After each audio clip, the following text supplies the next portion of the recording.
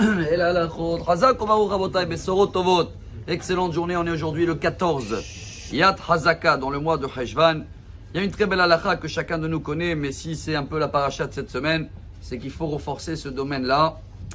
Comme on le sait très bien qu'Abraham, il est parti prier, demander à Hachem qui va annuler le décret de Sodome Varmora, comme on dit en français, Sodome et Gomorre.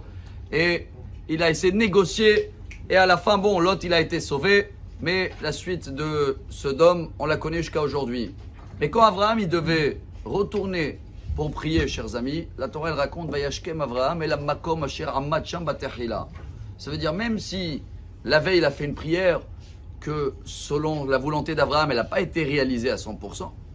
Quand il est retourné pour faire la prière le lendemain, il est retourné dans le même endroit. Et de là, la Gemara très connue, c'est en Brachot, au début, la page 7, elle nous apprend, je crois que c'est au nom de Rav Huna, Kol hakover makom letfilato, Eloke Avraham be'ezro. Chacun qui se fixe un endroit pour prier, alors Dieu d'Abraham, il est avec lui. Après, la Gemara dit, ses ennemis ils tombent, et bref, tout ce qu'on demande se réalise si on se fixe un endroit pour prier. Le Shulchan Aruch, dans le Siman Tzadik en hébreu, 90, il nous amène deux raisons pour cette halakha, deux possibilités. Un, d'avoir une synagogue fixe, un lieu de prière. Deux, dans la synagogue fixe où tu pries normalement, avoir aussi une place à toi. Maintenant, bien sûr, prendre en considération que si quelqu'un il a pris ta place dans les Arba Amot, 2 mètres carrés, ça peut être toujours la même place. Mais on va essayer de comprendre aujourd'hui, tout ça on le connaît.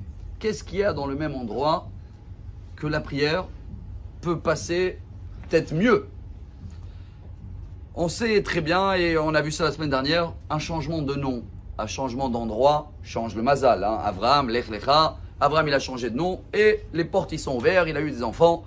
Et même Shabbat, vous savez, je ne peux pas, s'il n'y a pas un lien, un Hérouv, je ne peux pas prendre une chaise, la sortir de chez moi et la mettre dans la rue. Pourquoi? Qu'est-ce qu'il y a la chaise? Qu'est-ce qu'elle a changé la chaise? C'est pas la chaise, c'est l'endroit qui a changé. Le Stipler, je crois, une fois, quand il a pris samedi soir l'allumette, il a dit, waouh, regardez, il a allumé pour faire l'Avdallah. Il a dit, si on aurait allumé il y a 10 minutes, Chayav Skila, c'est chlet. Et maintenant, 10 minutes après, c'est une mitzvah. Donc le temps, l'endroit change, même si dans l'objet, je ne vois pas un changement. Qu'est-ce qui nous apprend Abraham? Chaque prière à nous, chers amis, c'est une continuation, c'est pas un changement. Si chaque jour je saute et je suis dans un autre endroit, et bien chaque jour, c'est un nouveau programme, nouveau contact avec le bon Dieu. Le but de la prière en hébreu, ça s'appelle Hemshechiyut. C'est quoi Hemshechiyut? Je continue à prier. Pourquoi je continue? Chacun de nous, il a un écran. Je ne sais pas l'épaisseur de chacun. Vous vous rappelez bien qu'on annule toujours, on demande à Kippour, au Shashana, Dieu enlève tous les massachim, les mekatregim. Il y a un écran, il y a un mur. Et chaque prière, c'est une flèche.